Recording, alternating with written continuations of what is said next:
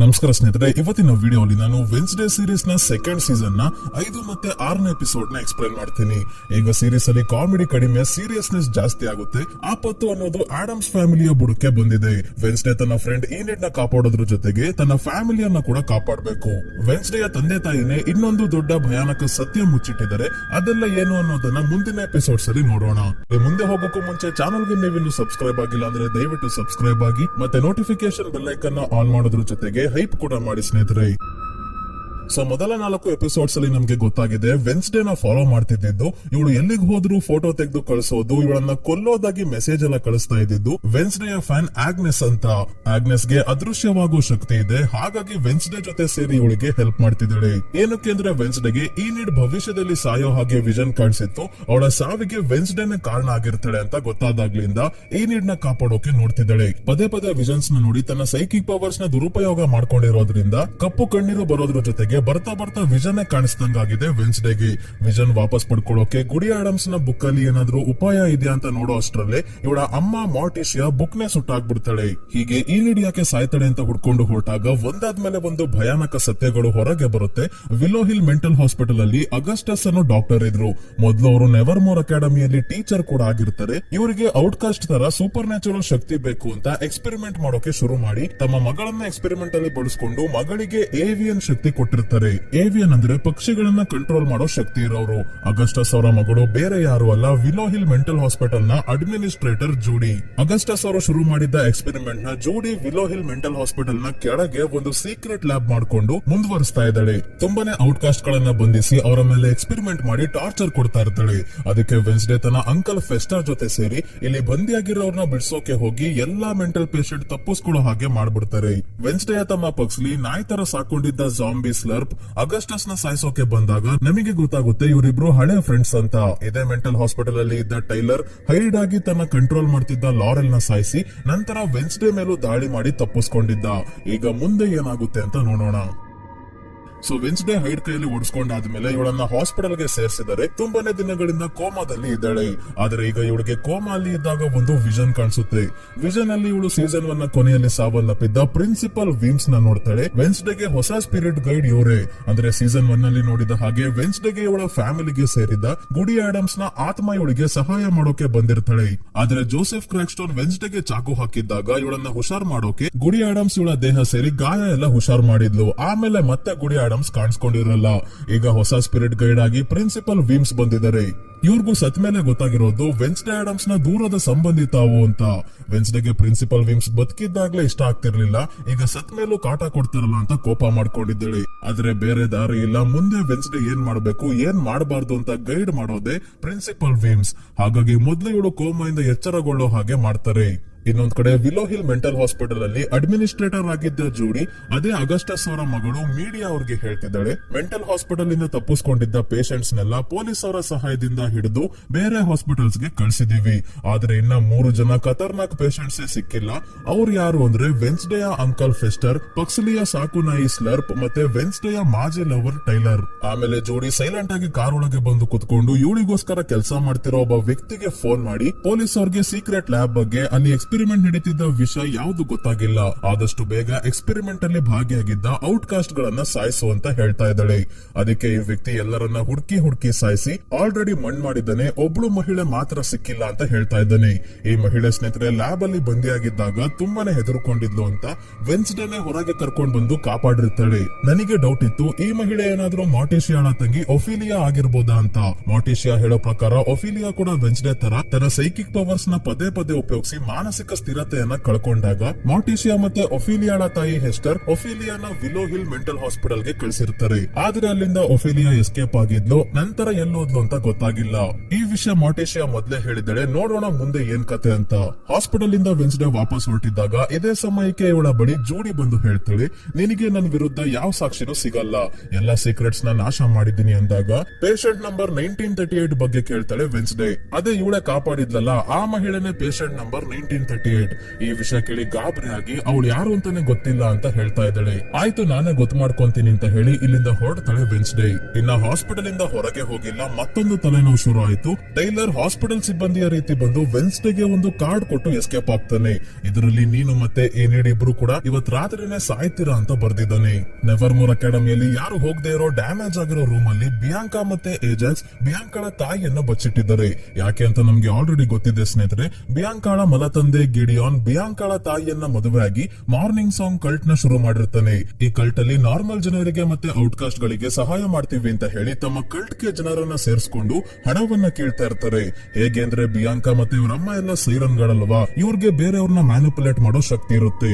ಇವ್ರು ಏನ್ ಹೇಳ್ತಾರೋ ಅದನ್ನೇ ಬೇರೆಯವರು ಕೇಳ್ತಾರೆ. ಹಾಗಾಗಿ ಗಿಡಿಯಾನ್ ಬಿಯಾಂಕಾಳ ತಾಯಿಯನ್ನ ಈ ರೀತಿ ಜನರಿಂದ ಹಣ ಪಡ್ಕೊಳ್ಳೋ ಕೆಲಸಕ್ಕೆ ಬಳಸ್ಕೊಂಡಿರ್ತಾನೆ. ಈ ವಿಷಯ ಗೊತ್ತಾಗಿ FBI ಅವರು ರೈಡ್ ಮಾಡಿದಾಗ ಬಿಯಾಂಕಾ ಅವರಮ್ಮ ಮತ್ತೆ ಗಿಡಿಯಾನ್ ಇಬ್ರು ತಗ್ಲಾಕೊಂಡಿರ್ತಾರೆ. ಆದ್ರೆ ಬಿಯಾಂಕಾ ತನ್ನ ಶಕ್ತಿಯಿಂದ FBI ಅವ್ರಿಗೆ ತನ್ನ ತಾಯಿಯ ತಪ್ಪು ಏನೂ ಇಲ್ಲ, ಗಿಡಿಯಾನ್ ನ ಮಾತ್ರ ನೀವು ಅರೆಸ್ಟ್ ಮಾಡ್ಬೇಕು ಅಂತ ಹೇಳಿರೋದ್ರಿಂದ ಪೊಲೀಸ್ ಅವರು ಗಿಡಿಯಾನ್ ನ ಮಾತ್ರ ಹುಡುಕ್ತಾ ಇದ್ದಾರೆ. ಅವನು ತಗ್ಲಾಕೊಳ್ಳೋವರೆಗೂ ತನ್ನ ತಾಯಿಯನ್ನ ಸುರಕ್ಷಿತವಾಗಿ ಇಡೋಕೆ ನೋಡ್ತಿದ್ದಾಳೆ ಬಿಯಾಂಕಾ. ಇವಳಿಗೆ ಏಜಾಕ್ಸ್ ಕೂಡ ಸಹಾಯ ಮಾಡ್ತಿದ್ದಾನೆ. ವೆನ್ಸ್ಡೇ ತನ್ನ ರೂಮ್ ಗೆ ಬಂದಾಗ ಈನಿಡ್ ಇವಳನ್ನ ನೋಡಿ ತುಂಬಾನೇ ಖುಷಿ ಆಗಿದ್ದಾಳೆ. ಆದ್ರೆ ಪ್ರಿನ್ಸಿಪಲ್ ವೀಮ್ಸ್ ಇಲ್ಲಿಗೂ ಬಂದಿರೋದನ್ನ ನೋಡಿ ಅವರ ಜೊತೆ ವೆನ್ಸ್ಡೇ ಮಾತಾಡ್ತಿದ್ದಾಳೆ. ಈನಿಡ್ಗೆ ಪ್ರಿನ್ಸಿಪಲ್ ವೀಮ್ಸ್ ಕಾಣಿಸೋದಿಲ್ವಲ್ಲ, ಕೋಮಾಯಿಂದ ಇವಳು ಈಗ ಹೊರಗೆ ಬಂದಿದ್ದಾಳಲ್ಲ, ಅದಕ್ಕೆ ತಲೆ ಸರಿಯಾಗಿ ವರ್ಕ್ ಆಗ್ತಿಲ್ವೇನೋ ಅಂತ ಅನ್ಕೊಂಡು ಸುಮ್ನಾಗ್ತಾಳೆ ಈನಿಡ್. ವೆನ್ಸ್ಡೇ ಟೈಲರ್ ನಮ್ಮನ್ನ ಕೊಲ್ಲೋಕೆ ಬರ್ತಾ ಇದ್ದಾನೆ. ಮೊದಲು ನೀನು ಲಗೇಜ್ ಪ್ಯಾಕ್ ಮಾಡ್ಕೊಂಡು ಇಲ್ಲಿಂದ ಕಳ್ಸ್ಕೊ ಅಂತ ಹೇಳಿದಾಗ ಬರ್ಲಿ ಬಿಡು ನಾನು ಅವನ ಜೊತೆ ಫೈಟ್ ಮಾಡ್ತೀನಿ ಅಂದ್ರು. ವೆನ್ಸ್ಡೇ ಕೇಳ್ತಿಲ್ಲ. ಅದಕ್ಕೆ ಕೋಪದಲ್ಲಿ ಈನಿಡ್ ನಿನ್ ಕೈಯಲ್ಲಿ ಮಾತ್ರ ಎಲ್ಲ ಆಗೋದು, ನಾವು ಕೈಲಾಗ್ದವ್ರು ಅಂತ ಡಿಸೈಡ್ ಆಗ್ಬಿಟ್ಟಿದ್ಯಾ ಅನ್ಸುತ್ತೆ. ಟೈಲರ್ ಹೇಳಾಗಿ ನಿನ್ನನ್ನ ಕೊಲ್ಲೋಕೆ ಬಂದಾಗ ನಾನು ವೇರ್ ವುಲ್ಫ್ ಆಗಿ ಕಾಪಾಡ್ಲಿಲ್ಲ ಅಂದಿದ್ರೆ ಸೀದಾ ನರ್ಕಕ್ಕೆ ಹೋಗ್ತಾ ಇದ್ದೆ, ಹಾಗೆ ಹೀಗೆ ಅಂತ ಬೈಕೊಂಡು ಇಲ್ಲಿಂದ ಹೋಗ್ತಾಳೆ. ಪ್ರಿನ್ಸಿಪಲ್ ವೀಮ್ಸ್ ಅವಳಿಗೆ ನಿಜ ಹೇಳ್ಬೇಕು, ಅವಳು ಸಾಯೋ ಟೈಮ್ ಹತ್ರ ಬರ್ತಿದೆ ಅಂತ ಹೇಳು, ಮುಚ್ಚಿಟ್ಟು ನೀನೇ ಎಲ್ಲ ಮೈ ಮೇಲೆ ಎಳ್ಕೋಬೇಡ ಅಂದ್ರು. ವೆನ್ಸ್ಡೇ ಇನ್ನಿಡ್ಗೆ ಏನು ಹೇಳೋಕೆ ಒಪ್ಪಲ್ಲ.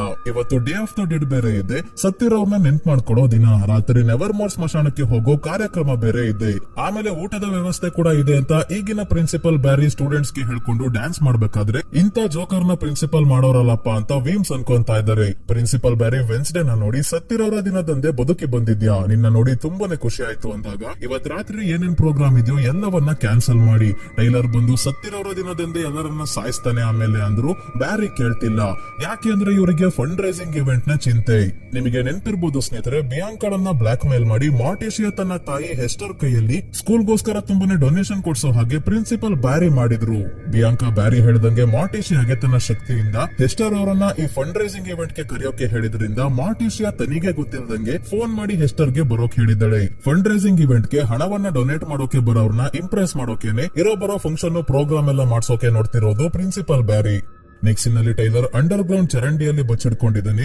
ಇವನಿಗೆ ತನ್ನ ಸಾವನ್ನಪ್ಪಿರೋ ತಂದೆ ಬಂದು ನಿನ್ನನ್ನ ಈ ಸ್ಥಿತಿಯಲ್ಲಿ ನೋಡೋಕೆ ಹೇಗೋ ನಿನ್ ತಾಯಿ ಇಲ್ಲ, ಇರೋ ಒಬ್ಬ ಮಗ ಹಾಗ್ ಬೆಳೆಸ್ಬೇಕು ಹೀಗ್ ಬೆಳೆಸ್ಬೇಕು ಅಂತ ತುಂಬಾನೇ ಕನ್ಸ್ ಕಟ್ಕೊಂಡಿದ್ಲು, ಆದ್ರೆ ನೀನೇನಾಗಿದ್ಯಾ ನೋಡು, ಅದು ಅಲ್ಲದೆ ನಿನ್ನ ಕಂಟ್ರೋಲ್ ಮಾಡ್ತಿದ್ದ ಲಾರೆಲ್ ನ ಕೂಡ ಸಾಯಿಸಿದ್ಯಾ ಅಂದಾಗ ನನಗೆ ಯಾರು ಬೇಡ, ಒಂಟಿಯಾಗಿರೋಕೆ ಬಿಟ್ಬಿಡಿ ಅಂತ ಕಿರ್ಚಾಡೋಕೆ ಶುರು ಮಾಡಿ ಹೈಡ್ ಆಗಿ ಬದಲಾಗ್ಬಿಡ್ತಾನೆ. ಇದೇ ಸಮಯಕ್ಕೆ ಜೋಡಿ ಕಡೆ ಅವನು ತಪ್ಪಿಸ್ಕೊಂಡಿರೋ ಔಟ್ ಕಾಸ್ಟ್ ನೆಲ್ಲ ಕೊಲ್ತಿದ್ದಾನಲ್ಲ ಆ ವ್ಯಕ್ತಿ ಈ ಚರಂಡಿಗೆ ಬಂದಾಗ ಹೈಡ್ ಆಗಿರೋ ಟೈಲರ್ ಇವನ ಮೇಲೆ ದಾಳಿ ಮಾಡಿ ಸಾಯಿಸ್ಬಿಡ್ತಾನೆ. ಈ ಶಬ್ದವನ್ನ ಚರಂಡಿ ಹೊರಗೇನೆ ನಿಂತಿರೋ ಸ್ಲಾಪ್ ಕೇಳಿಸ್ಕೊಂತಾನೆ. ಮನುಷ್ಯರನ್ನ ತಿಂದು ತಿಂದು ಸ್ಕಿನ್ಲೆಸ್ ತರ ಇದ್ದವನು ಈಗ ಚರ್ಮ ಎಲ್ಲ ಬೆಳ್ಕೊಂಡು ನಾರ್ಮಲ್ ಮನುಷ್ಯನ ರೀತಿ ಆಗ್ತಾ ಇದ್ದಾನೆ. ಇವನು ಕೂಡ ಚರಂಡಿಗೆ ಬಂದಾಗ ಹೈಡ್ ಇಲ್ಲಿ ಇಲ್ಲ, ಆದ್ರೆ ಸಾವನ್ನಪ್ಪಿರೋ ಆ ವ್ಯಕ್ತಿ ಇದ್ದಾನಲ್ಲ ಇವನ ಮೆದುಳನ್ನ ತಿಂದಾದ್ಮೇಲೆ ಅದೇ ಪೇಷಂಟ್ ನಂಬರ್ 1938 ನ ಫೋಟೋ ನೋಡ್ತಾನೆ. ಈ ಫೋಟೋವನ್ನ ನೋಡ್ತಾ ಯಾಕೋ ಎಮೋಷನಲ್ ಆಗ್ತಿದ್ದಾನೆ ಸ್ಲರ್ಪ್. ಅಂದ್ರೆ ಇವನು ಮತ್ತೆ ಈ ಪೇಷಂಟ್ ನ ನಡುವೆ ಏನೋ ಸಂಬಂಧ ಖಂಡಿತ ಇದೆ. ಸ್ಕೂಲಲ್ಲಿ ವೆನ್ಸ್ಡೇ ಕೆಪ್ರಿ ಮೇಡಮ್ ನ ಆಫೀಸ್ ಗೆ ಹೋಗಿ ಅವರ ಟೇಬಲ್ ಚೆಕ್ ಮಾಡಿದಾಗ ಒಂದು ವಿಷಯ ಗೊತ್ತಾಗಿದೆ. ಏನಂದ್ರೆ ಕೆಪ್ರಿ ಮೇಡಮ್ ಕೂಡ ಈನಿಡ್ ತರ ವೇರ್ ವುಲ್ಫ್ ಆಗಿದ್ದಾರೆ. ಇವರ ಬಾಯ್ ಫ್ರೆಂಡ್ ಹೈಡ್ ಆಗಿದ್ದ. ಆ ಹೈಡ್ ನ ಕಂಟ್ರೋಲ್ ಮಾಡ್ತಿದ್ದು ಒಬ್ಳು ಹುಡುಗಿ ಆಗಿದ್ಲು. ಅವಳು ಕೂಡ ಕೆಪ್ರಿ ಮೇಡಮ್ ನ ಬಾಯ್ ಫ್ರೆಂಡ್ ನ ಪ್ರೀತಿಸ್ತಾ ಇರ್ತಾಳೆ. ಹಾಗಾಗಿ ಹೈಡ್ ಗೆ ಕೆಪ್ರಿ ಮೇಡಮ್ ನ ಕೊಲ್ಲೋಕೆ ಹೇಳಿರ್ತಾಳೆ. ಹೇಗೋ ಪುಣ್ಯಕ್ಕೆ ಅವತ್ತೇ ಫುಲ್ ಮೂನ್ ಇತ್ತು. ಫುಲ್ ಮೂನ್ ದಿನ ಮಾತ್ರ ವೇರ್ ವುಲ್ಫ್ ಆಗೋಕೆ ಸಾಧ್ಯ. ಕೆಪ್ರಿ ಮೇಡಮ್ ವೇರ್ ವುಲ್ಫ್ ಆಗಿ ಫೈಟ್ ಮಾಡಿ ಬಚಾವಾಗಿರ್ತಾರೆ. ಈಗಾಗ್ಲೇ ಇಲ್ಲಿಗೆ ಬಂದಿರೋ ಕೆಪ್ರಿ ಮೇಡಮ್ ಹೈಡ್ ಗಳ ಬಗ್ಗೆ ಇನ್ನೊಂದು ವಿಷಯ ವೆನ್ಸ್ಡೇಗೆ ಹೇಳ್ತಾರೆ. ಏನಂದ್ರೆ ಗಂಡು ಹೈಡ್ ಗೆ ಮಾಸ್ಟರ್ ಇಲ್ಲ ಅಂದ್ರೆ ಬದುಕೋದಕ್ಕಾಗಲ್ಲ. ಮೆಂಟಲ್ ಪ್ರಾಬ್ಲಮ್ಸ್, ಫಿಸಿಕಲ್ ಪ್ರಾಬ್ಲಮ್ಸ್ ಎಲ್ಲ ಶುರುವಾಗಿ ಕೊನೆಗೆ ಸತ್ತೇ ಹೋಗ್ತಾರೆ. ಅದೇ ಹೆಣ್ಣು ಹೈಡ್ಗಳು ತುಂಬಾನೇ ಸ್ಟ್ರಾಂಗ್ ಇರುತ್ತೆ. ಮಾಸ್ಟರ್ ಇಲ್ಲ ಅಂದ್ರು ಅಂದ್ರೆ ತಮ್ಮನ್ನ ಕಂಟ್ರೋಲ್ ಮಾಡೋರು ಇಲ್ಲ ಅಂದ್ರು ತುಂಬಾನೇ ವರ್ಷಗಳು ಬದುಕೋ ಸಾಮರ್ಥ್ಯ ಇರುತ್ತೆ ಅಂತ ಹೇಳ್ತಾರೆ. ಇಲ್ಲಿಂದ ವೆನ್ಸ್ಡೇ ಮಾರ್ಟಿಶಿಯಾ ಮತ್ತೆ ಗಾಮೆಜ್ ಇರೋ ಮನೆಗೆ ಬರ್ತಾಳೆ. ಅಂದ್ರೆ ಪ್ರಿನ್ಸಿಪಲ್ ಬ್ಯಾರಿ ಮಾರ್ಟಿಶಿಯಾಳನ್ನ ಫಂಡ್ ರೈಸಿಂಗ್ ಕಮಿಟಿಯ ಮೆಂಬರ್ ಆಗಿ ಮಾಡಿರೋದ್ರಿಂದ ಈ ಮನೆಯನ್ನ ಅವರಿಗೆ ಕೊಟ್ಟಿರೋದು. ಮೊದಲು ಈ ಮನೆಯಲ್ಲಿ ಲಾರೆಲ್ ವಾಸವಾಗಿದ್ಲು, ಹಾಗಾಗಿ ಅವಳಿಗೆ ಸಂಬಂಧಪಟ್ಟ ವಸ್ತುಗಳೆಲ್ಲ ಇಲ್ಲೇ ಇದೆ. ಆ ವಸ್ತುಗಳಲ್ಲಿ ಲಾರೆಲ್ ನ ಬುಕ್ ಕೂಡ ಇದೆ. ಈ ಬುಕ್ ಅಲ್ಲಿ ಅವಳು ತುಂಬಾನೇ ಕೆಮಿಕಲ್ ಫಾರ್ಮುಲಾ ಬರ್ದಿದ್ದಾಳೆ. ಟೈಲರ್ ಒಳಗಿರೋ ಹೈಡ್ ನ ಎಚ್ಚರಗೊಳಿಸೋಕೆ ಗಿಡಗಳಿಂದ ಮಾಡಿರೋ ಒಂದು ಸೀರಮ್ ನ ಇಂಜೆಕ್ಟ್ ಮಾಡಿರ್ತಾಳೆ. ಆ ಕೆಮಿಕಲ್ ಫಾರ್ಮುಲಾ ಏನು ಅಂತ ತಿಳ್ಕೊಂಡು ಮತ್ತೆ ಸೀರಮ್ ನ ಇಂಜೆಕ್ಟ್ ಮಾಡಿ ಟೈಲರ್ ನ ಕಂಟ್ರೋಲ್ ಮಾಡೋಕೆ ಪ್ಲಾನ್ ಮಾಡ್ತಿದ್ದಾಳೆ ವೆನ್ಸ್ಡೇ. ಇದೆಲ್ಲ ಅವತಾರ ಬೇಡ ಅಂತ ಪ್ರಿನ್ಸಿಪಲ್ ವೀಮ್ಸ್ ಹೇಳಿದ್ರು ಕೇಳದೆ ಇದ್ದಾಗ ಸರಿಯಾದ ಸಮಯಕ್ಕೆ ಮಾರ್ಟಿಶಿಯಾ ಬಂದ್ಲು. ವೀಮ್ಸ್ ಕೆಮಿಕಲ್ ಫಾರ್ಮುಲಾ ಇರೋ ಬುಕ್ ನ ಮಾರ್ಟಿಶಿಯಾಳ ಮುಂದಕ್ಕೆ ತಳ್ಬಿಡ್ತಾರೆ. ಮಾರ್ಟಿಶಿಯಾಗೆ ವೀಮ್ಸ್ ಕಾಣಿಸ್ತಿಲ್ಲ, ಆದ್ರೆ ಯಾರೋ ಇಲ್ಲೇ ಇರೋ ಅನುಭವ ಆಗ್ತಿದೆ. ಬುಕ್ ಅಲ್ಲಿ ಏನಿದೆ ಅಂತ ಮಾರ್ಟಿಶಿಯಾ ನೋಡಿದಾಗ ವೆನ್ಸ್ಡೇಯ ಪ್ಲಾನ್ ಏನು ಅಂತ ಗೊತ್ತಾಗಿ ಆ ಹೈಡ್ ಇಂದ ದೂರ ಇರು ಅಂತ ಹೇಳ್ತಾರೆ. ನೀವು ಅಷ್ಟೇ ಅದೆಲ್ಲದರಿಂದ ದೂರ ಇರಿ ಅಂತ ಹೇಳಿ ಹೋಗ್ತಾಳೆ ವೆನ್ಸ್ಡೇ. ಇನ್ನೊಂದ್ ಕಡೆ ವೆನ್ಸ್ಡೇ ಒಬ್ಳು ಕೈಯಲ್ಲಿ ಅಥವಾ ತನ್ನ ಕೈಯಲ್ಲೇ ಟೈಲರ್ ನ ಸೋಲ್ಸೋದು ಕಷ್ಟ, ಬೇರೆಯವರ ಸಹಾಯ ಬೇಕು ಅಂತ ಹೇಳಿ ತಿಂಗ್ ಹತ್ರ ಬಂದು ಮತ್ತೆ ನಾವು ನೈಟ್ ಶೇಡ್ ಸೊಸೈಟಿ ಅವ್ರನ್ನ ಒಟ್ಟಿಗೆ ಸೇರಿಸಬೇಕು. ಅದಕ್ಕೆ ಎಲ್ಲರೂ ಇಯಾಗೋ ಟವರ್ ಗೆ ಬರೋಕೆ ಮೆಸೇಜ್ ಟೈಪ್ ಮಾಡಿ ಕೊಟ್ಬಾ ಅಂತ ಹೇಳ್ತಾಳೆ. ನೈಟ್ ಶೇಡ್ ಸೊಸೈಟಿ ಅವರು ಸೀಸನ್ 1 ಅಲ್ಲಿ ಜಾಸ್ತಿ ಆಕ್ಟಿವ್ ಇದ್ರು. ಏಜಾಕ್ಸ್, ಬಿಯಾಂಕಾ ಎಲ್ಲ ಈ ಸೊಸೈಟಿಯಲ್ಲಿ ಇದ್ದಾರೆ. ಇವರ ಉದ್ದೇಶ ಔಟ್ಕಾಸ್ಟ್ ಗಳನ್ನ ಕಾಪಾಡೋದು. ಮತ್ತೆ ಇಯಾಗೋ ಟವರ್ ಬೇರೆ ಯಾವುದೋ ಅಲ್ಲ ಸ್ನೇಹಿತರೆ, ಆಗ್ನೆಸ್ ವೆನ್ಸ್ಡೇ ನ ಇಂಪ್ರೆಸ್ ಮಾಡೋಕೆ ಹೋಗಿ ಈನಿಡ್ ಮತ್ತೆ ಈನಿಡ್ ನ ಹೊಸ ಬಾಯ್ ಫ್ರೆಂಡ್ ಬ್ರೂನೋನ ಕಿಡ್ನಾಪ್ ಮಾಡಿ ಒಂದು ಟವರ್ ಮೇಲೆ ಕಟ್ಟಾಕಿದ್ಲಲ್ಲ, ಅದೇ ಟವರ್ ನ ಹೆಸರು ಇಯಾಗೋ ಅಂತ. ತಿಂಗ್ ಎಲ್ಲರಿಗೂ ಮೆಸೇಜ್ ಕೊಟ್ಟು ಬರುತ್ತೆ. ಇದನ್ನ ಏಜಾಕ್ಸ್ ಓದಿ ಇಯಾಗೋ ಟವರ್ ಕಡೆ ಹೊರಟಾಗ ಅದೃಶ್ಯವಾಗಿರೋ ಆಗ್ನೆಸ್ಗೂ ಇವರೆಲ್ಲ ಒಟ್ಟಿಗೆ ಸೇರ್ತಿರೋ ವಿಷಯ ಗೊತ್ತಾಯ್ತು. ತಕ್ಷಣ ವೆನ್ಸ್ಡೇ ಹತ್ರ ಬಂದು ನೈಟ್ ಶೇಡ್ ಸೊಸೈಟಿ ಅವರೆಲ್ಲ ಒಟ್ಟಿಗೆ ಸೇರಿ ಮೀಟಿಂಗ್ ಮಾಡೋಕೆ ಹೊರಟಿದ್ದಾರೆ ಅಂದಾಗ ಇವಳು ಕೂಡ ಇಯಾಗೋ ಟವರ್ ಗೆ ಬರ್ತಾಳೆ. ಈನೆಡ್ ಎಲ್ಲರಿಗೂ ಹೇಳ್ತಾ ಇದ್ದಾಳೆ, ಇವತ್ತು ಟೈಲರ್ ನಮ್ಮ ಮೇಲೆ ದಾಳಿ ಮಾಡೋಕೆ ಬರ್ತಾ ಇದ್ದಾನೆ, ಅದಕ್ಕೆ ನಿಮ್ಮೆಲ್ಲರ ಸಹಾಯ ಬೇಕು ಅಂತ. ಆಯ್ತು, ನೀನೇ ಸಾಯೋಕೆ ರೆಡಿ ಆಗಿದ್ರೆ ನಾನೇನ್ ಮಾಡ್ಲಿ, ನನಗೆ ಲಾರೆಲ್ ನ ಬುಕ್ ಓದಿ ಅವನನ್ನ ಕಂಟ್ರೋಲ್ ಮಾಡೋ ದಾರಿ ಸಿಕ್ಕಿದೆ ಅಂತ ಹೇಳ್ತಾಳೆ ವೆನ್ಸ್ಡೇ. ಹಿಂದೆನೆ ವೆನ್ಸ್ಡೇ ಲ್ಯಾಬ್ ಗೆ ಬಂದು ಟೈಲರ್ ನ ಕಂಟ್ರೋಲ್ ಮಾಡೋ ಸೀರಮ್ ನ ರೆಡಿ ಮಾಡ್ಕೋಬೇಕಾದ್ರೆ ಇದು ವರ್ಕ್ ಆಗುತ್ತೋ ಇಲ್ವೋ ಗೊತ್ತಿಲ್ಲ. ವರ್ಕ್ ಆದ್ರೂ ಲಾರೆಲ್ ನ ಟೈಲರ್ ಸಾಯಿಸಿದಂಗೆ ನಿನ್ನ ಕೂಡ ಸಾಯಿಸಲ್ಲ ಅಂತ ಏನ್ ಗ್ಯಾರಂಟಿ? ಇದೆಲ್ಲ ಇಲ್ಲಿಗೆ ನಿಲ್ಸು ಅಂತ ಪ್ರಿನ್ಸಿಪಲ್ ವೀಮ್ಸ್ ಹೇಳ್ತಿದ್ರು. ನೀವೇನಾದ್ರೂ ಹೇಳ್ಕೊಳ್ಳಿ, ನಾನು ಈ ಕೆಲಸ ಮಾಡೇ ಮಾಡ್ತೀನಿ ಅಂತ ಹೊಡ್ತಾಳೆ. ಈ ಕಡೆ ಅಂಡರ್ ಗ್ರೌಂಡ್ ಚರಂಡಿ ಒಳಗೆ ಪೊಲೀಸ್ ಅವ್ರಿಗೆ ಜೂಡಿ ಕಡೆವನ್ನ ಡೆಡ್ ಬಾಡಿ ಸಿಕ್ಕಿದೆ. ಇವನ ತಲೆಯನ್ನ ಸ್ಲರ್ಪ್ ತಿಂದಿದ್ದಾನೆ. ಮತ್ತೆ ಹೈಡ್ ನ ಪರ್ಚಿರೋ ಮಾರ್ಕ್ ನ ನೋಡಿ ಇಬ್ಬರು ಇಲ್ಲೇ ಇದ್ದಾರೆ. ಟೈಲರ್ ನೆವರ್ ಮೋರ್ ಅಕಾಡೆಮಿ ಕಡೆ ಹೋದ್ರೆ ಕಷ್ಟ ಅಂತ ಶರೀಫ್ ಸ್ಯಾಂಟಿಯಾಗೋ ಎಲ್ಲ ಆಫೀಸರ್ಸ್ ನ ನೆವರ್ ಮೋರ್ ಗೆ ಸೆಕ್ಯೂರಿಟಿ ಕೊಡೋಕೆ ಕಳಿಸ್ತಾರೆ. ಅದೇ ಗೋಮೆಸ್ ತಮ್ಮ ಮಗ ತನ್ನ ಮೊದಲ ಸಾಕು ಪ್ರಾಣಿ ಸ್ಲರ್ಪ್ ನ ಕಳ್ಕೊಂಡು ತುಂಬಾನೇ ಬೇಜಾರಾಗಿದ್ದಾನಲ್ಲ ಅಂತ ಇವನನ್ನ ಕರ್ಕೊಂಡು ಸ್ಲರ್ಪ್ ನ ಹುಡುಕಾಡ್ತಾ ಇದ್ದಾರೆ. ಆದ್ರೆ ಸ್ಲರ್ಪ್ ಎಲ್ಲೂ ಸಿಗ್ಲಿಲ್ಲ. ಈ ಊರಲ್ಲಿ ಪಿಲಿಗ್ರಿಮ್ ವರ್ಲ್ಡ್ ಥೀಮ್ ಪಾರ್ಕ್ ಇದೆಯಲ್ಲ, ಅಲ್ಲಿ ತುಂಬಾನೇ ದೊಡ್ಡದಾಗಿ ಡೇ ಆಫ್ ದ ಡೆಡ್ ನ ಆಚರಿಸ್ತಾ ಇದ್ದಾರೆ, ಜಾತ್ರೆನೆ ಮಾಡ್ತಾ ಇದ್ದಾರೆ. ಹಾಗಾಗಿ ಅಲ್ಲಿಗಾದ್ರೂ ಹೋಗೋಣ ಅಂತ ಪಕ್ಸ್ಲಿ ಕೇಳಿದಾಗ ಆಯ್ತು ನಿಮ್ಮ ಅಮ್ಮಂಗೆ ಹೇಳ್ಬೇಡ ಅಂತ ಹೇಳಿ ಗೋಮೆಸ್ ಇವನನ್ನ ಪಿಲಿಗ್ರಿಮ್ ವರ್ಲ್ಡ್ ಗೆ ಕರ್ಕೊಂಡ್ ಬರ್ತಾರೆ. ಹಿಂದೆನೆ ಸ್ಲರ್ಪ್ ಕೂಡ ಇಲ್ಲಿಗೆನೆ ಬರ್ತಾ ಇದ್ದಾನೆ. ಇವನು ಹಾಂಟೆಡ್ ಹೌಸ್ ಗೆ ಬಂದಾಗ ಇಲ್ಲಿ ಒಬ್ಬ ವ್ಯಕ್ತಿಯ ಜೊತೆ ಜಗಳ ಮಾಡ್ಕೊಂಡು ಇವನ ಮೇಲೆನೆ ದಾಳಿ ಮಾಡಿ ತಲೆಯನ್ನ ತಿನ್ನೋಕೆ ಶುರು ಮಾಡಿದಾಗ ಜನ ಹೆದರ್ಕೊಂಡು ಓಡೋಕೆ ಶುರು ಮಾಡ್ತಾರೆ. ಈ ವಿಷಯ ಗೊತ್ತಾಗಿ ನೆವರ್ ಮೋರ್ ಅಕಾಡೆಮಿಯ ಗೇಟ್ ಹತ್ರ ಇದ್ದ ಪೊಲೀಸ್ ಅವ್ರಿಗೆ ಶರೀಫ್ ಸ್ಯಾಂಟಿಯಾಗೋ ಎಲ್ಲರೂ ಇಲ್ಲಿಂದ ಪಿಲಿಗ್ರಿಮ್ ವರ್ಲ್ಡ್ ಗೆ ಹೊರಡಿ ಅಂತ ಹೇಳ್ತಾರೆ. ಇಲ್ಲೂ ಸ್ವಲ್ಪ ಆಫೀಸರ್ಸ್ ನ ಬಿಟ್ಟು ಹೋಗೋದ್ ಬಿಟ್ಟು ಎಲ್ಲರನ್ನ ಕರ್ಕೊಂಡು ಹೋಗ್ತಿದ್ದಾರೆ. ಏನ್ ತಲೆನೋ ಏನೋ.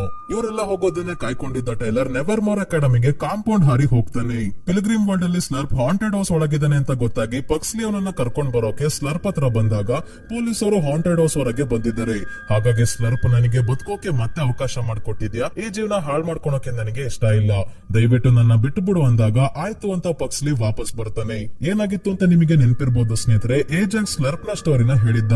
ಸ್ಲರ್ಪ್ ಮೊದಲು ತುಂಬಾನೇ ಬುದ್ಧಿವಂತ ಸೈಂಟಿಸ್ಟ್ ಆಗಿರ್ತಾನೆ. ಹೊಸ ಹೊಸ ಮಷಿನ್ ಗಳನ್ನ ತಯಾರಿಸೋದು ಅಂದ್ರೆ ಇವನಿಗೆ ಇಷ್ಟ. ಇವನ ಹಾರ್ಟ್ ವೀಕ್ ಇತ್ತು, ಡಾಕ್ಟರ್ ಬದುಕಲ್ಲ ಅಂದಾಗ ಇವನೇ ತನಿಗೋಸ್ಕರ ಒಂದು ಮೆಕ್ಯಾನಿಕಲ್ ಹಾರ್ಟ್ ನ ಡಿಸೈನ್ ಮಾಡ್ಕೊಂಡು ಆಪರೇಷನ್ ಮಾಡಿಸಿ ಹಾಕ್ಸ್ಕೊಂಡಿದ್ದ.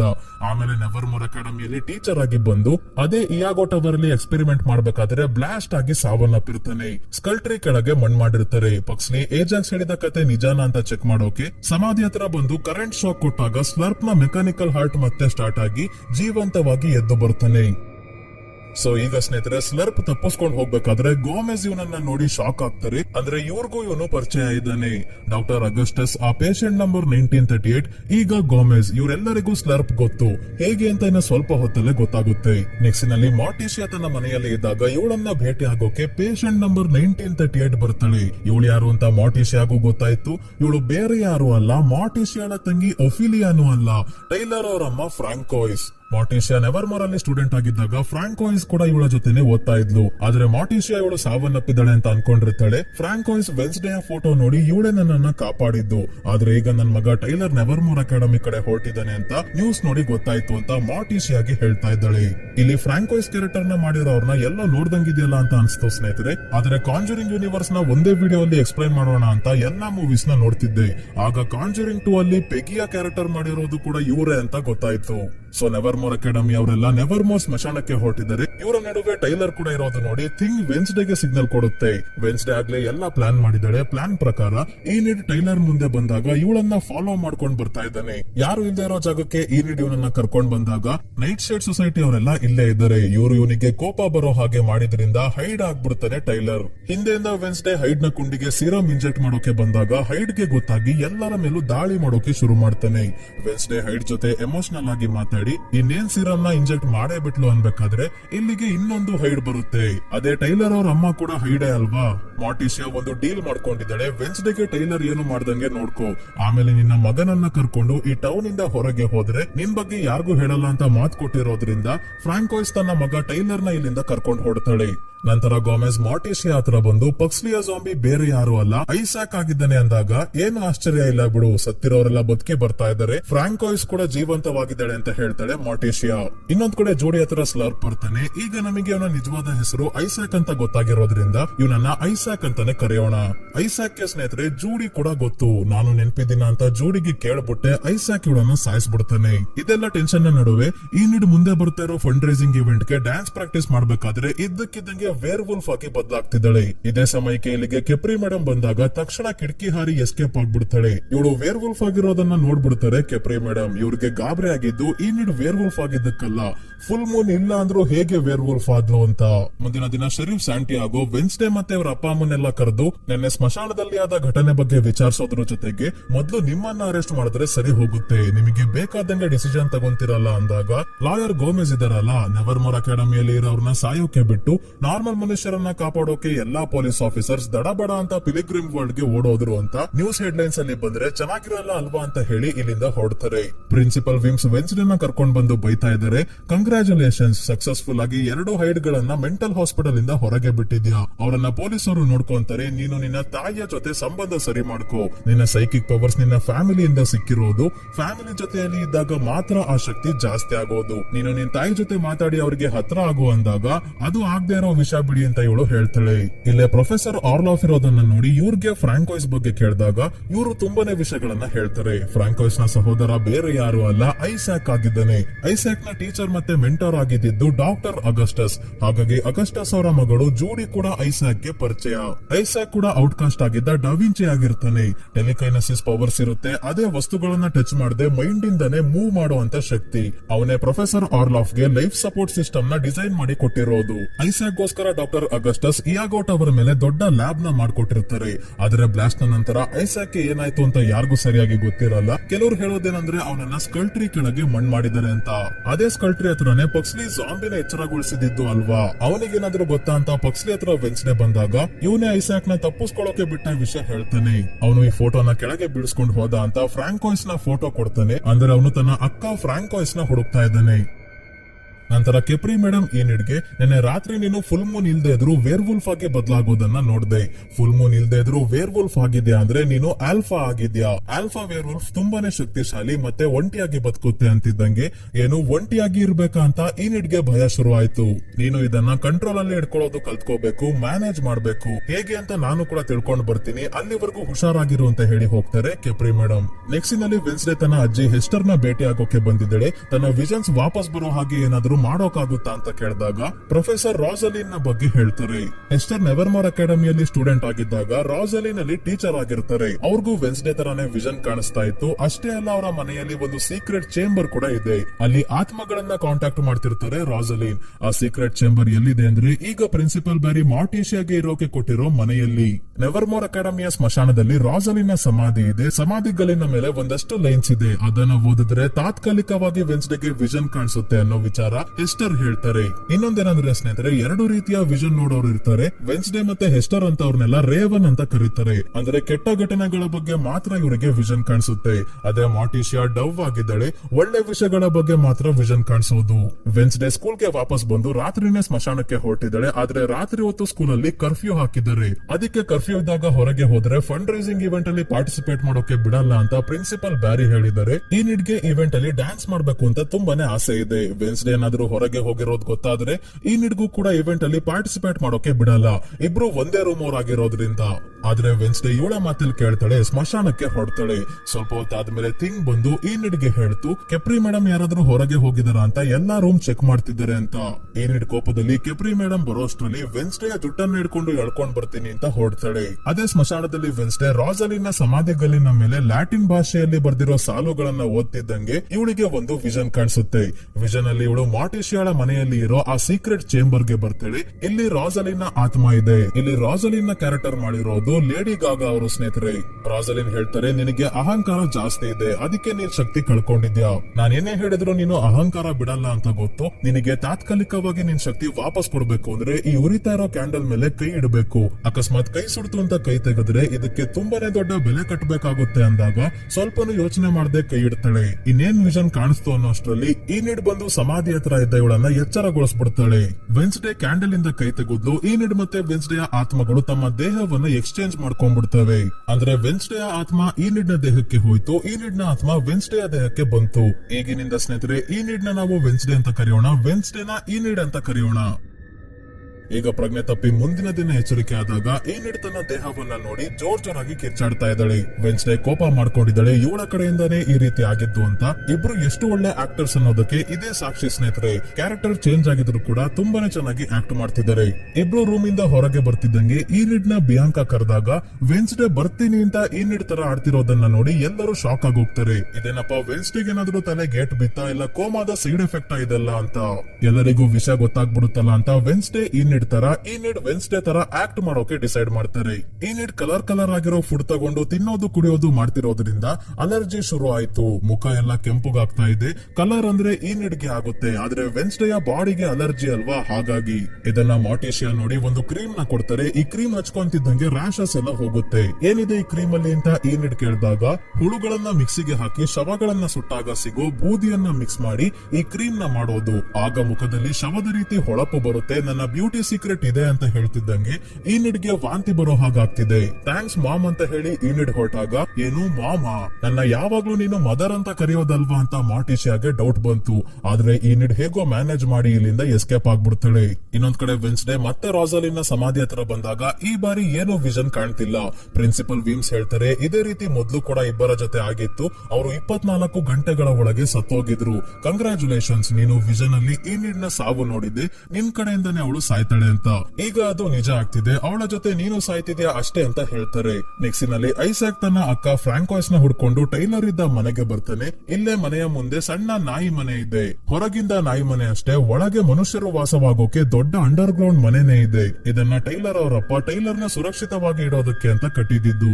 ಇಲ್ಲೇ ಅವರಿಬ್ರು ಇರ್ಬೇಕು ಅಂತ ಐಸಾಕ್ ಒಳಗೆ ಬಂದಾಗ ಇವ್ನು ಅನ್ಕೊಂಡಂಗೆ ಅಮ್ಮ ಮಗ ಇಬ್ರು ಇಲ್ಲೇ ಇದ್ದಾರೆ. ಫ್ರಾಂಕೋಯ್ಸ್ಗೆ ಐಸಾಕ್ ನ ನೋಡಿ ತುಂಬಾನೇ ಖುಷಿ ಆಗಿದೆ.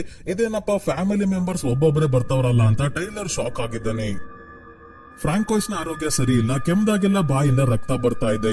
ಯಾಕೆಂದ್ರೆ ಕೆಪ್ರಿ ಮೇಡಮ್ ಹೇಳ್ದಂಗೆ ಹೈಡ್ಗಳು ತಮ್ಮನ್ನ ಕಂಟ್ರೋಲ್ ಮಾಡೋ ಮಾಸ್ಟರ್ ಇಲ್ಲ ಅಂದ್ರೆ ಜಾಸ್ತಿ ದಿನ ಬದುಕಲ್ಲ. ಹೆಣ್ಣು ಹೈಡ್ಗಳು ಗಂಡು ಹೈಡ್ಗಳಿಗಿಂತ ಸ್ಟ್ರಾಂಗ್ ಆಗಿ ಇರ್ತಾರೆ, ಅದಕ್ಕೆ ಸ್ವಲ್ಪ ಜಾಸ್ತಿ ವರ್ಷ ಬದುಕ್ತಾರೆ ಅಷ್ಟೇ. ಫ್ರಾಂಕೋಯ್ಸ್ ತುಂಬಾನೇ ವರ್ಷಗಳಿಂದ ಬದುಕಿದ್ದಾಳೆ, ಈಗ ಸ್ಲೋ ಆಗಿ ಸಾವು ಹತ್ರ ಬರ್ತಾ ಇದೆ.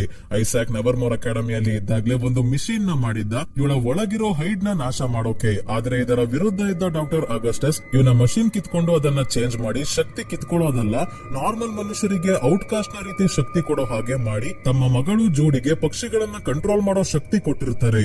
ಈಗ ವಿಲೋ ಹಿಲ್ ಮೆಂಟಲ್ ಹಾಸ್ಪಿಟಲ್ ನಲ್ಲಿ ಇರೋ ಆ ಮಷೀನ್ ನ ಸಹಾಯದಿಂದ ಫ್ರಾಂಕೋಯ್ಸ್ ನ ಕಾಪಾಡಬಹುದು. ಆದ್ರೆ ಅದನ್ನ ರನ್ ಮಾಡೋಕೆ ತುಂಬಾನೇ ದೊಡ್ಡ ಪವರ್ ಸೋರ್ಸ್ ಬೇಕಾಗುತ್ತೆ, ನಾರ್ಮಲ್ ಕರೆಂಟ್ ಇಂದ ವರ್ಕ್ ಆಗಲ್ಲ. ಹಾಗಾಗಿ ನೆವರ್ಮೋರ್ ಅಕಾಡೆಮಿಯಲ್ಲಿ ಇರೋ ಪ್ರೊಫೆಸರ್ ಆರ್ಲಾಫರ ಲೈಫ್ ಸಪೋರ್ಟ್ ಸಿಸ್ಟಮ್ ಇದೆಯಲ್ಲ, ಅದರಲ್ಲಿ ಬ್ಯಾಟರಿ ತರ ತುಂಬಾನೇ ಪವರ್ಫುಲ್ ಆಗಿರೋ ಪವರ್ ಸೋರ್ಸ್ ಇದೆ. ಅದನ್ನ ಎತ್ಕೊಂಡ್ ಬರೋಕೆ ಯೋಚನೆ ಮಾಡ್ತಿದ್ದಾನೆ ಐಸಾಕ್. ಈ ಕಡೆ ಈ ನಿಡ್ನ ದೇಹದಲ್ಲಿ ಇರೋ ವೆನ್ಸ್ಡೇ ತನ್ನ ತಾಯಿಯ ಮನೆಗೆ ಬಂದು ರಾಸಲಿನ್ ನ ಸೀಕ್ರೆಟ್ ಚೇಂಬರ್ ಎಲ್ಲಿದೆ ಅಂತ ಹುಡ್ಕಾಡ್ದಾಗ ಕೊನೆಗೂ ಆ ಚೇಂಬರ್ ಗೆ ಬರ್ತಾಳೆ. ಸೊ ಇಲ್ಲಿ ಒಂದು ಸ್ಟ್ಯಾಚು ಇದೆ, ಇದರ ಒಳಗೆ ರಾಸಲಿನ್ ನ ಆತ್ಮ ಕಾಣಿಸ್ಕೊಂಡು ಹೇಳ್ತಾರೆ, ನಿನಗೆ ನಿನ್ನ ಬಾಡಿ ವಾಪಸ್ ಸಿಗ್ಬೇಕು ಅಂದ್ರೆ ಈ ಬಾಡಿಯ ಒಳಗೆ ಆಳವಾಗಿ ಅಡಗಿರೋ ರಹಸ್ಯವನ್ನ ನೀನು ಹೇಳ್ಕೋಬೇಕು ಅಂತ. ಇದೇ ಸಮಯಕ್ಕೆ ಮಾರ್ಟಿಷಿಯಾ ಬಂದ್ಬಿಡ್ತಾಳೆ, ನಿನ್ನನ್ನ ಇಲ್ಲಿಗೆ ವೆನ್ಸ್ಡೇ ಕಳ್ಸಿರ್ಬೇಕು ಅಲ್ವಾ, ಮೋಸ್ಟ್ಲಿ ತನ್ನ ವಿಷನ್ ವಾಪಸ್ ಪಡ್ಕೊಳ್ಳೋಕೆ ಈ ಕಳ್ಳಾಟ ಆಡ್ತಿರ್ಬೇಕು ಅಂದಾಗ ಜಾಸ್ತಿ ಏನು ಮಾತಾಡ್ದಲೇ ಇಲ್ಲಿಂದ ಹೊರಡ್ತಾಳೆ ವೆನ್ಸ್ಡೇ. ಅದೇ ಇನಿಡ್ ವೆನ್ಸ್ಡೇ ಬರ್ದಿದ್ದ ನಾವೆಲ್ ನ ಓದಬೇಕಾದ್ರೆ ಇನಿಡ್ ಇಂದ ಇನ್ಸ್ಪೈರ್ ಆಗಿ ಒಂದು ಕ್ಯಾರೆಕ್ಟರ್ ನ ಬರ್ದಿದ್ದಾಳೆ. ಆದ್ರೆ ಕ್ಯಾರೆಕ್ಟರ್ ಬಗ್ಗೆ ಕೆಟ್ಟದಾಗಿ ಬರ್ದಿರೋದು ನೋಡಿ ಕೋಪದಲ್ಲಿ ವೆನ್ಸ್ಡೇಗೆ ಅವಮಾನ ಮಾಡ್ಬೇಕು ಅಂತ ಕಲರ್ ಬಟ್ಟೆ ಹಾಕೊಂಡು ಎಲ್ಲರ ಮುಂದೆ ಬಂದು ಡ್ಯಾನ್ಸ್ ಮಾಡ್ತಿದ್ದಾಳೆ. ಇದೇನ್ ವೆನ್ಸ್ಡೇ ಹೀಗೆಲ್ಲ ಆಡ್ತಿದ್ದಾಳಲ್ಲ ಅಂತ ವಿಡಿಯೋ ಮಾಡ್ಕೊಂಡು ನಗಾಡ್ತಿದ್ದಾರೆ ಬೇರೆ ಸ್ಟೂಡೆಂಟ್ಸ್ ಎಲ್ಲ. ಈ ನೀಡ್ ಮರ್ತೋಗಿದ್ಲು ಕಲರ್ ಅಂದ್ರೆ ವೆನ್ಸ್ಡೇಯ ಬಾಡಿಗೆ ಅಲರ್ಜಿ ಅಂತ. ಮತ್ತೆ ಈಗ ಅಲರ್ಜಿ ಶುರು ಆಯ್ತು, ಮೈ ಕೈ ಎಲ್ಲ ಕೆರ್ಕೋಬೇಕಾದ್ರೆ ವೆನ್ಸ್ಡೇ ಬಂದು ಇವಳನ್ನ ಗುರಾಯಿಸ್ಕೊಂಡು ನೋಡ್ತಾ ಇದ್ದಾಳೆ. ಹೇಗೋ ಮಾರ್ಟಿಷಿಯಾ ಕೊಟ್ಟಿದ್ದ ಕ್ರೀಮ್ ಇರೋದಕ್ಕೆ ಬಚಾವ್. ಇಲ್ಲಿಂದ ವೆನ್ಸ್ಡೇ ಹೊರಟಾಗ ಈ ನೀಡ್ ನ ಬಾಯ್ ಫ್ರೆಂಡ್ ಬ್ರೂನೋ ಯಾರ ಜೊತೆನೋ ಟ್ಯಾಗಲಾಗ್ ಭಾಷೆಯಲ್ಲಿ ಮಾತಾಡ್ತಾ ಇದ್ದಾನೆ. ಫಿಲಿಪೀನ್ಸ್ ಅಲ್ಲಿ ಈ ಭಾಷೆ ಮಾತಾಡೋದು, ಆದ್ರೆ ವೆನ್ಸ್ಡೇಗೆ ಈ ಭಾಷೆ ಕೂಡ ಬರೋದ್ರಿಂದ ಬ್ರೂನೋ ಸರಿಯಾಗಿ ತಗ್ಲಾಕೊಂಡ. ಇವನು ಮಾತಾಡ್ತಾ ಇದ್ದಿದ್ದು ತನ್ನ ಗರ್ಲ್ ಫ್ರೆಂಡ್ ಜೊತೆ. ಆಲ್ರೆಡಿ ಫಿಲಿಪೀನ್ಸ್ ಅಲ್ಲಿ ಗರ್ಲ್ ಫ್ರೆಂಡ್ ಇಟ್ಕೊಂಡು ಈ ನಿಡ್ ಜೊತೆ ಆಟ ಆಡ್ತಾ ಇದ್ದಾನೆ. ಅದಕ್ಕೆ ವೆನ್ಸ್ಡೇನೆ ಈ ನಿಡ್ಗೆ ಹೆಲ್ಪ್ ಮಾಡ್ತಾಳೆ ಇವನ ಜೊತೆ ಬ್ರೇಕಪ್ ಮಾಡ್ಕೊಂಡು. ಹೇಗೋ ಈ ನಿಡ್ ನ ಬಾಡಿ ಇದೆಯಲ್ಲ, ಈ ನಿಡೆ ತನ್ನ ಜೊತೆ ಬ್ರೇಕಪ್ ಮಾಡ್ಕೊಂಡ್ಲು ಅನ್ಕೊಂತಾನೆ ಬ್ರೂನೋ. ಇದೆಲ್ಲವನ್ನ ಇಲ್ಲೇ ಅದೃಶ್ಯವಾಗಿರೋ ಆಗ್ನೆಸ್ ನೋಡ್ತಾಳೆ. ಎಲ್ಲಿ ಇರಬಾರ್ದೋ ಅಲ್ಲೇ ಇರ್ತಾಳೆ ಈ ಆಗ್ನೆಸ್. ಇವಳು ಸುಮ್ನೆ ಇಲ್ದಲೆ ಈ ನಿಡ್ ಹತ್ರ ಬಂದು ವೆನ್ಸ್ಡೇ ಅಂತ ಈ ನಿಡ್ ನ ಬ್ರೇಕಪ್ ವಿಷಯ ಹೇಳಿ ನಿನ್ ವಿಷನ್ ಪ್ರಕಾರ ಈ ನಿಡ್ ಸಾಯ್ತಾಳೆ, ಅದ್ರ ಬಗ್ಗೆ ತಲೆ ಕೆಡ್ಸ್ಕೋಬೇಕು ಮೊದ್ಲು ಅಂತ ಎಲ್ಲ ಹೇಳೇ ಬಿಡ್ತಾಳೆ. ಈ ನಿಡ್ಗೆ ಇಂಥ ವಿಷಯ ವೆನ್ಸ್ಡೇ ಮುಚ್ಚಿಟ್ಟಿದ್ದಾಳಲ್ಲ ಅಂತ ತುಂಬಾನೇ ಬೇಜಾರಾಗಿದೆ. ಉರಿತಾ ಇರೋ ಬೆಂಕಿಗೆ ತುಪ್ಪ ಸುರಿದಂಗೆ ಈ ನಿಡ್ ಬಗ್ಗೆ ತಲೆ ಕೆಡ್ಸ್ಕೊಂಡು ನಿನ್ ತಲೆ ಕೆಡ್ಸ್ಕೊಂತಾ ಇದ್ಯಾ, ಯಾಕೋ ಈ ನಡುವೆ ತುಂಬಾನೇ ವಿಚಿತ್ರವಾಗಿ ಆಡ್ತಾ ಇದ್ಯಾ, ಸುಮ್ನೆ ಅವಳ ಫ್ರೆಂಡ್ಶಿಪ್ ಕಟ್ ಮಾಡ್ಕೋ ಅಂತಿದ್ದಂಗೆ ಈ ನಿಡ್ ಇವಳಿಗೆ ಬಾಯಿಗೆ ಬಂದಂಗೆ ಬೈದು ಕಳಿಸ್ಬಿಡ್ತಾಳೆ. ವೆನ್ಸ್ಡೇ ತನ್ನ ಕೈಯಲ್ಲಿ ಚೆನ್ನಾಗಿ ಕೆಲಸ ಮಾಡಿಸ್ಕೊಂಡು ಹೀಗೆ ಬೈದ್ಲಲ್ಲ ಅಂತ ಪ್ರೊಫೆಸರ್ ಆರ್ಲಾಫ್ ತಿಂಗ್ನ ರೀತಿ ಕೇವಲ ಬಾಡಿ ಪಾರ್ಟ್ಸ್ ಇರೋರ್ನ ಕರೆದು ಕಷ್ಟ ಸುಖ ಮಾತಾಡೋ ಗ್ರೂಪ್ ನ ಮಾಡಿದ್ದಾರೆ. ಅಲ್ಲಿಗೆ ಇವಳು ಕೂಡ ಬಂದು ಕಷ್ಟ ಎಲ್ಲ ಹೇಳ್ಕೊಂತಾ ಇದ್ದಾಳೆ. ಇವತ್ ರಾತ್ರಿ ಮಾರ್ಟಿಷಿಯಾ ತನ್ನ ಫ್ಯಾಮಿಲಿನ ಒಟ್ಟಿಗೆ ಸೇರ್ಸೋಕೆ ಡಿನ್ನರ್ ಗೆ ಕರೆದಿದ್ದಾಳೆ. ಈ ನೀಡ್ ಊಟಕ್ಕೇನೋ ಕುತ್ಕೊಂಡ್ಲು. ಆದ್ರೆ ಆಡಮ್ಸ್ ಫ್ಯಾಮಿಲಿಯ ಊಟ ಯಾವ ರೀತಿ ಇದೆ ಅಂತ ನಮ್ಗೆ ಮೊದ್ಲೇ ಗೊತ್ತಿದೆ. ಇರೋ ಬರೋ ಪ್ರಾಣಿಗಳು, ಕೊಳ್ತೋಗಿರೋ ಇಲಿಗಳು, ಹುಳುಗಳು ಏನೇ ಸಿಕ್ಕಿದ್ರು ಅದನ್ನ ತಿಂತಾರೆ. ಈಗ ದಾರಿಯಲ್ಲಿ ಬರ್ಬೇಕಾದ್ರೆ ಲರ್ಚ್ ಒಂದು ಪ್ರಾಣಿ ಮೇಲೆ ಕಾರ ತೂಸ್ಬಿಟ್ಟಿದ್ದಾನೆ, ಅದನ್ನ ಎತ್ಕೊಂಡ್ ಬಂದು ಅಡುಗೆ ಮಾಡಿ ಊಟಕ್ಕೆ ಇಟ್ಟಿದ್ದಾರೆ. ಈಗ ಮಾರ್ಟಿಷಿಯಾ ಈ ನೀಡ್ನ ಯಾಕೆ ನೀನು ಆ ಸೀಕ್ರೆಟ್ ಚೇಂಬರ್ ಗೆ ಕಳ್ಸಿದ್ದೆ, ನಿನ್ನ ನಡವಳಿಕೆ ಯಾಕೋ ಬದಲಾಗ್ತಿದೆ, ವಿಷನ್ ಬೇಕು ಅಂತ ಯೋಚನೆ ಮಾಡಿ ತಲೆ ಕೆಟ್ಟಿದೆ ಅನ್ಸುತ್ತೆ ಅಂತ ಹೇಳ್ಬೇಕಾದ್ರೆ ಮತ್ತೆ ಇಲ್ಲಿ ಯಾರೋ ಇರೋ ಹಾಗೆ ಅನುಭವ ಆಗ್ತಿದೆ ಮಾರ್ಟಿಷಿಯಾಗೆ. ಯಾರಿಲ್ಲಿದಿರೋ ಅವರು ಕಾಣಿಸ್ಕೊಂಡ್ರೆ ಸರಿ ಅಂದಾಗ ಈಗ ಪ್ರಿನ್ಸಿಪಲ್ ವೀಮ್ಸ್ ಇವಳಿಗೆ ಕಾಣಿಸ್ಕೊಂಡು ನಾನು ವೆನ್ಸ್ಡೇಯ ಹೊಸ ಸ್ಪಿರಿಟ್ ಗೈಡ್ ಅಂತ ಹೇಳಿದಾಗ, ಏನು ನೀನು ಹೊಸ ಗೈಡಾ, ಆದ್ರೆ ವೆನ್ಸ್ಡೇಗೆ ಯಾಕೆ ನೀನ್ ಕಾಣ್ತಿಲ್ಲ ಅಂತ ಕೇಳಿದಾಗ ಇವಳು ವೆನ್ಸ್ಡೇ ಆಗಿದ್ರೆ ತಾನೇ ಕಾಣಕ್ಕೆ. ಈ ನಿಡ್ ಮತ್ತೆ ವೆನ್ಸ್ಡೇ ಇಬ್ಬರ ಆತ್ಮ ಎಕ್ಸ್ಚೇಂಜ್ ಆಗಿದೆ, ಬೆಳಗ್ಗೆವರೆಗೂ ಅಷ್ಟೇ ಇವರಿಗೆ ಸಮಯ ಇರೋದು, ಬಾಡಿ ಎಕ್ಸ್ಚೇಂಜ್ ಮಾಡ್ಕೊಳ್ಳಿಲ್ಲ ಅಂದ್ರೆ ಪ್ರಾಣ ಕಳ್ಕೊಂತಾರೆ ಅಂತ ವೀಮ್ಸ್ ಹೇಳಿದಾಗ ತಕ್ಷಣ ಈ ನಿಡ್ ಇಲ್ಲಿಂದ ಹೊರಡ್ತಾಳೆ. ಇನ್ನೊಂದ್ ಕಡೆ ಐಸಾಕ್ ಯಾರಿಗೋ ಕಾಣ್ದಂಗೆ ನೆವರ್ ಮೋರ್ ಅಕಾಡೆಮಿಗೆ ಬಂದು ಪ್ರೊಫೆಸರ್ ಆರ್ಲಾಫ್ ಅವರ ಲೈಫ್ ಸಪೋರ್ಟ್ ಸಿಸ್ಟಮ್ ಇಂದ ಪವರ್ ಸೋರ್ಸ್ ನ ತೆಕ್ಕೊಂತಾನೆ. ಇದರಿಂದ ಆರ್ಲಾಫ್ ಗೆ ಉಸಿರಾಡೋಕ್ ಆಗ್ತಿಲ್ಲ, ಇನ್ನೇನ್ ಪ್ರಾಣ ಹೋಗುತ್ತೆ ಅನ್ನೋಷ್ಟ್ರಲ್ಲಿ ಇವನೇ ಇವರ ತಲೆಯನ್ನ ತಿನ್ಕೊಂಡು ಸಾಯಿಸ್ಬಿಡ್ತಾನೆ. ಇದನ್ನ ಯಾರ್ ನೋಡಿರ್ಬೋದು ಹೇಳಿ? ಹೌದು, ಅದೃಶ್ಯವಾಗಿರೋ ಆಗ್ನೆಸ್. ಐಸಾಕ್ ಪವರ್ ಸೋರ್ಸ್ ತಗೊಂಡ್ ಬಂದು ಕಾರಲ್ಲಿ ಕುತ್ಕೊಂತಾನೆ. ಜೂಡಿಯ ಕಾರಲ್ಲಿ ಇವರೆಲ್ಲ ಓಡಾಡ್ತಿದ್ದಾರೆ. ಇವರು ವಿಲೋ ಹಿಲ್ ಮೆಂಟಲ್ ಹಾಸ್ಪಿಟಲ್ ಗೆ ಹೊಡ್ತಾರೆ. ಡಿಕ್ಕಿ ಒಳಗೆ ಜೂಡಿಯ ಡೆಡ್ ಬಾಡಿ ಇದೆ. ಇಲ್ಲೇ ಆಗ್ನೆಸ್ ಕೂಡ ಬಚ್ಚಿಡ್ಕೊಂಡು ಇವರು ಎಲ್ಲಿಗೆ ಹೋಗ್ತಿದ್ದಾರೆ ಅಂತ ನೋಡ್ತಿದ್ದಾಳೆ. ಈ ಕಡೆ ಈ ನೀಡ್ ವೆನ್ಸ್ಡೇನ ಕರ್ಕೊಂಡ್ ಬರೋಕೆ ಲೂಪಿಂಗ್ ಕೇಜಸ್ ಗೆ ಬರ್ತಾಳೆ. ಯಾಕಂದ್ರೆ ಕೆಪ್ರಿ ಮೇಡಮ್ ಇವಳನ್ನ ಈ ನೀಡ್ ಅನ್ಕೊಂಡು ಈ ಕೇಜ್ ಅಲ್ಲಿ ಇಟ್ಟಿದ್ದಾರೆ. ವೇರ್ ವುಲ್ಫ್ ಗೆ ಅಂತಾನೆ ಈ ಕೇಜ್ ನ ಮಾಡಿರೋದು. ರಾತ್ರಿಯಿಂದ ಬೆಳಗ್ಗೆವರೆಗೂ ಇಲ್ಲೇ ಇರಬೇಕು, ಅಕಸ್ಮಾತ್ ವೇರ್ ವುಲ್ಫ್ ಆಗಿ ಬೇರೆಯವರ ಮೇಲೆ ದಾಳಿ ಮಾಡಿದ್ರೆ ಕಷ್ಟ ಅಂತ. ವೆನ್ಸ್ಡೇನ ಈ ನೀಡ್ ಕೇಜ್ ಇಂದ ಹೊರಗೆ ಬಿಡ್ತಿದ್ದಂಗೆ ಆಗ್ನೆಸ್ ಫೋನ್ ಮಾಡಿ ನಾನು ಐಸಾಕ್ ಟೈಲರ್ ಮತ್ತೆ ಫ್ರಾಂಕೋಯ್ಸ್ ಇರೋ ಕಾರ್ ಅಲ್ಲಿ ಇದ್ದೀನಿ ಅಂತ ಲೊಕೇಶನ್ ಶೇರ್ ಮಾಡ್ತಾಳೆ. ಲೊಕೇಶನ್ ನ ನೋಡಿ ಅವರು ವಿಲೋ ಹಿಲ್ ಮೆಂಟಲ್ ಹಾಸ್ಪಿಟಲ್ ಗೆ ಹೋಗ್ತಿದ್ದಾರೆ ಅಂತ ವೆನ್ಸ್ಡೇಗೆ ಗೊತ್ತಾಯ್ತು. ಅದಕ್ಕೆ ಮೊದಲು ಅಲ್ಲಿಗೆ ಹೊಡ್ತಾರೆ, ಆಮೇಲೆ ಆತ್ಮ ಎಕ್ಸ್ಚೇಂಜ್ ಮಾಡ್ಕೊಂಡ್ರೆ ಆಯ್ತು ಅಂತ. ಐಸಾಕ್ ಟೈಲರ್ ಮತ್ತೆ ಫ್ರಾಂಕೋಯ್ಸ್ ಹಾಸ್ಪಿಟಲ್ ಕೆಳಗಿರೋ ಲ್ಯಾಬ್ ಗೆ ಬಂದು ಪವರ್ ಸೋರ್ಸ್ ನ ಮೆಷಿನ್ ಗೆ ಹಾಕಿ ಮೊದಲು ಫ್ರಾಂಕೋಯ್ಸ್ ಅಲ್ಲಿ ಇರೋ ಹೈಡ್ ನ ನಾಶ ಮಾಡಿ ಇವಳನ್ನ ಕಾಪಾಡೋಕೆ ಟೇಬಲ್ ಮೇಲೆ ಮಲಗಿಸ್ತಾನೆ. ನಂತರ ಐಸಾಕ್ ಮಷಿನ್ ನ ಆನ್ ಮಾಡ್ಬೇಕಾದ್ರೆ ಅದೃಶ್ಯವಾಗಿರೋ ಆಗ್ನೆಸ್ ನ ಟೈಲರ್ ಹಿಡ್ಕೊಂಡ್ ಬಿಡ್ತಾನೆ, ಮತ್ತೆ ಸೆಲ್ ಒಳಗೆ ಕೂಡ ಹಾಕ್ತಾ. ಸರಿಯಾದ ಸಮಯಕ್ಕೆ ಬಂದ ವೆನ್ಸ್ಡೇ ಮತ್ತೆ ಏನೇಡ್ ಇವರ ಮೇಲೆ ದಾಳಿ ಮಾಡಿ ಮೊದಲು ಆಗ್ನೆಸ್ ನ ಕಾಪಾಡ್ತಾರೆ. ಟೈಲರ್ ಗೆ ವೆನ್ಸ್ಡೇ ಒಂದು ಕಿಕ್ ಕೊಡ್ತಾಳೆ ಅಷ್ಟೇ, ಹಾರೋಗಿ ದೂರ ಬೀಳ್ತಾನೆ ಟೈಲರ್. ವೆನ್ಸ್ಡೇಗೆ ಇಷ್ಟೊಂದು ಶಕ್ತಿ ಇಲ್ಲ, ಆದ್ರೆ ವೇರ್ ವುಲ್ಫ್ ಆಗಿರೋ ಈ ನೀಡ್ ನ ದೇಹಕ್ಕೆ ಶಕ್ತಿ ಶಕ್ತಿ ಇದೆಯಲ್ಲ, ವೆನ್ಸ್ಡೇಗೆ ಕೋಪ ಬರ್ತಿದ್ದಂಗೆ ವೇರ್ವುಲ್ಫ್ ಆಗಿ ಬದಲಾಗ್ತಿದ್ದಾಳೆ. ಅದಕ್ಕೆ ಬೇಗ ಹೋಗಿ ಸೆಲ್ ನ ಡೋರ್ ಮುಚ್ಚಿಬಿಡ್ತಾನೆ ಟೈಲರ್. ಇದರಿಂದ ಏನು ಪ್ರಯೋಜನ ಆಗಲ್ಲ. ವೇರ್ವುಲ್ಫ್ ಆಗಿರೋ ವೆನ್ಸ್ಡೇ ತುಂಬಾನೇ ಶಕ್ತಿಶಾಲಿ ಆಗಿರೋದ್ರಿಂದ ಡೋರ್ ನೇ ಹೊಡೆದಾಕೊಂಡ್ ಬಂದು ಟೈಲರ್ ಮೇಲೆ ದಾಳಿ ಮಾಡ್ತಿದ್ದಾಳೆ. ಆಗ್ನೆಸ್ ಮಷಿನ್ ನ ಪವರ್ ಜಾಸ್ತಿ ಮಾಡ್ಬಿಡ್ತಾಳೆ. ಹಾಗಾಗಿ ಶಾರ್ಟ್ ಸರ್ಕ್ಯೂಟ್ ಆಗಿ ಮೆಷಿನ್ ಹಾಳಾಗ್ತಿದೆ. ನಮ್ ಕೆಲ್ಸ ಆಯ್ತು ಬಾ ವೆನ್ಸ್ಡೇ ಅಂತ ಯೂನಿಟ್ ಕೂಗಾಡಿದಾಗ ಆಗ್ನೆಸ್ ಗೆ ಗೊತ್ತಾಯ್ತು, ಓ ಇವರ ಆತ್ಮಗಳು ಎಕ್ಸ್ಚೇಂಜ್ ಆಗಿದ್ದಾವೆ ಅಂತ. ತಕ್ಷಣ ಇವರು ಇಲ್ಲಿಂದ ಎಸ್ಕೇಪ್ ಆಗ್ತಾರೆ. ಐಸಾಕ್ ಫ್ರಾಂಕಾಯ್ಸ್ ನ ಕಾಪಾಡಿ ಟೈಲರ್ ಜೊತೆ ಇಲ್ಲಿಂದ ಹೊರಡ್ತಾನೆ.